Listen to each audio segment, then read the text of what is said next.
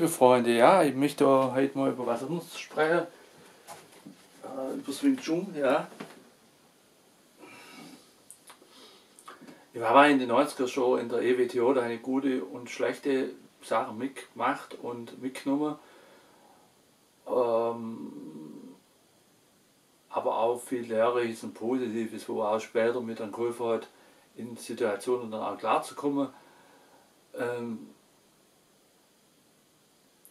Es gab so auch Zeit, wo ich experimentiert habe, wo ich dann denke, dann wo Kirsch eigentlich wirklich nah, ne? Und war mal, haben wir da mal rumgeschnuppert. Das war so 2014, 2015 so, ja. Und da war er in einer ganz anderen Stadt, ein bisschen weiter weg von mir. Da war er auch in der EWTO und habe da mal einen Schnupperkurs gemacht. Und da habe ich einen genialen Sifu gehabt, der das geduldig erklären können hat und eigentlich auch sehr sympathisch auf seine Schüler eingewirkt hat. Und da hat es richtig Spaß gemacht zu trainieren. Ja. Und da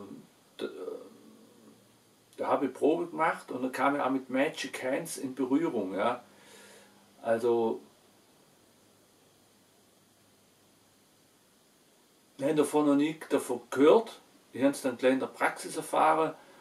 Und eigentlich war das sehr großzügig, weil ich habe Probe gemacht und dann habe ich mir überlegt und war dann woanders und dann hat er gesagt, komm, war schon so weit weg, darfst du noch eine Probe machen.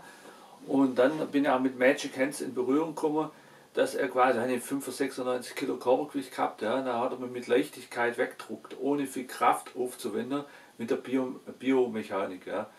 Und hat das auch erklärt und ich bin auch stabil da gestanden und auch mit dem Gewicht nach vorne oder richtig stabil, egal wie stabil ich nachgestanden bin oder egal wie, da bin ich nur mit Leichtigkeit vom Fleck weggedruckt.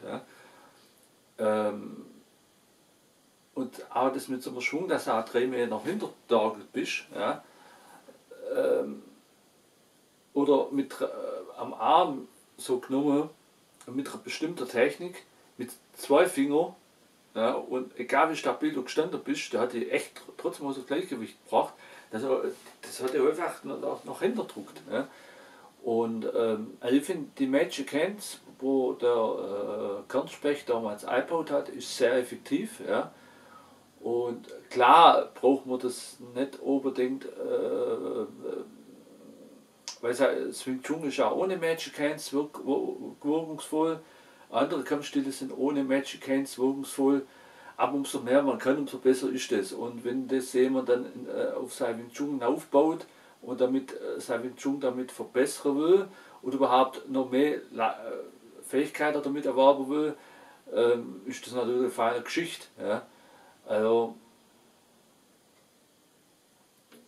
ist jetzt schwer zu vergleichen, wie ich das jetzt vergleichen kann. Wenn ich jetzt Film daher habe, da geht eine DVD auslangen. Ja.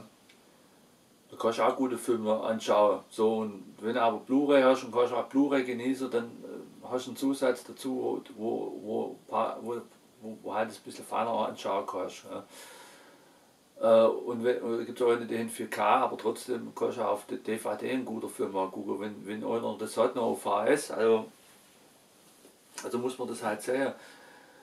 Blu-ray und 4K, das ist halt ein Zusatz. Damit halt der Bereicher, der Leben halt und mit halt ein bisschen besser oder mit halt gewaltig besser. Und, aber du kommst ja auch ohne das, aus dem Film kannst du auch ohne das angucken und so ist das halt auch. Man kann auch ohne Magic Hands sich effektiv verteidigen, egal was für Kampfstil. Ja. Aber wenn du das natürlich irgendwo dazulernen kannst, ist das natürlich ein optimaler Effekt, der dir zusätzlich was Gewinnendes dazu bringt. Ja. Magic Hands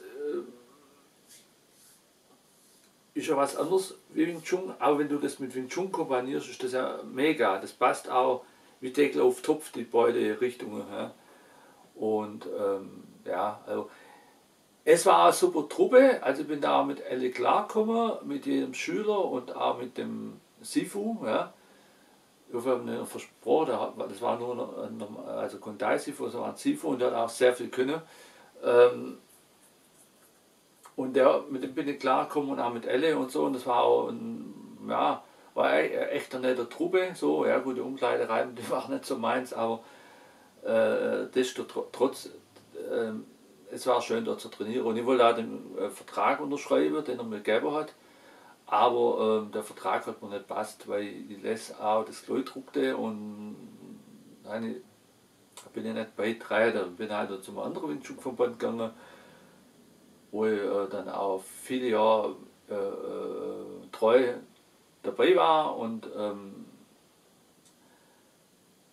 ja, was ich noch mal gehört habe, dass jetzt Grappling-Bodenkampf, dass das jetzt vor kurzem in Wing Chun angeblich, hat sie immer behauptet, wäre seit kurzem in Wing Chun dazugekommen, die bestreiten, weil als ich in den 90ern im Wing Chun war, da gab es schon Bodenkampf im Wing Chun. So, und nur im Wing Chun ist der Bodenkampf hat ein ganz andere Ziel wie einer, der wettkampfmäßig Bodenkampf möchte. Weil damals in den 90ern hat es geheißen, und das heißt eigentlich heute noch immer so, versuch gerne in den Bodenkampf zu gehen. Wenn du aber in den Bodenkampf musst, dann versuch so schnell wie möglich es zu beenden. Weil im Bodenkampf, da geht es eigentlich nur, dass man sich vorbereitet auf die Selbstverteidigung, wenn alle Strick reißen. Ja. Und da kann natürlich ein Dritter eingreifen. Ja. Weil es ja auf der Straße keine Regeln gibt. Und dann versuchst du halt am Verbot so schnell wie möglich den Kampf zu beenden. Aber rein Tradition gab es schon bei der Nick Mui im Wing Chun Bodenkampf. Ja. Ja, so. Also Bodenkampf hat es im Wing Chun schon immer gegeben. Und das macht ja den Stil dann attraktiv, weil dann da auf seit Tradition schon in alle Ebenen gekämpft wird. Man tut aber auch nicht auf dem Boden Kraft gegen Kraft kämpfen, sondern man nutzt die Kraft vom Gegner auf dem Boden und versucht durch das aus Griffe zum Beispiel rauszukommen. Ja. Oder gleich mit Schlagen am Boden einen Kampf zu beenden, dass so schnell wie möglich wieder aufrecht stehst und falls ein zweiter dazukommt. Ja. So. Aber eigentlich wollte ich über die Magic Hands sprechen, aber das ist mir jetzt auch gerade durch den Kopf gegangen, weil das da hat einer was, der letzte behauptet im Podcast, was eigentlich das Gegenteil war. Ist nicht schlimm, wenn die Person das nicht weiß, aber wird es halt richtig stellen. So, ja. Ja.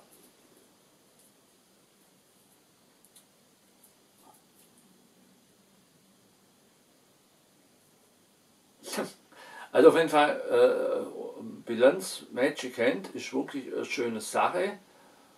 Wenn man, aber wenn es ein Verband nicht anbietet, dann ist das, ist das trotzdem kein Problem, wenn das, weil das Wing Chun an sich ist ja auch sehr effektiv, dass man das nicht unbedingt dazu braucht, ja, um sich zu wehren. Man kann sich auch ohne Magic Hand sich effektiv wehren. Ja. Aber wenn es das dabei ist, dann ist das schon eine feine Sache. Ja. Ja. Das ist so wie, ja, wie ein Auto mit einem Getränkehalter. Ein Auto ohne Getränkehalter fährt auch, aber wenn du einen Getränkehalter drin hast, dann ist das eine feine Sache. Ja. Ein bisschen ein blöder Vergleich, aber ein bisschen das ja. Also ich wünsche euch was, Funk, Ende im Gelände. Mir tut es persönlich sehr leid, dass ich gestern nichts groß gebracht habe. War viel im Haushalt beschäftigt. Eine so ein Trefferkette. Dann ist vieles gestern ein bisschen durcheinander gelaufen. Gut, ich habe noch eine Kleinigkeit filmen können, um euch das Wochenende zu versüßen. Ja. Und da habe ich dann heute ein bisschen aktiver, was ja, die YouTuber-Arbeit angeht. Ich wünsche euch noch ein schönes Wochenende, ja, und haltet die Ohren steif.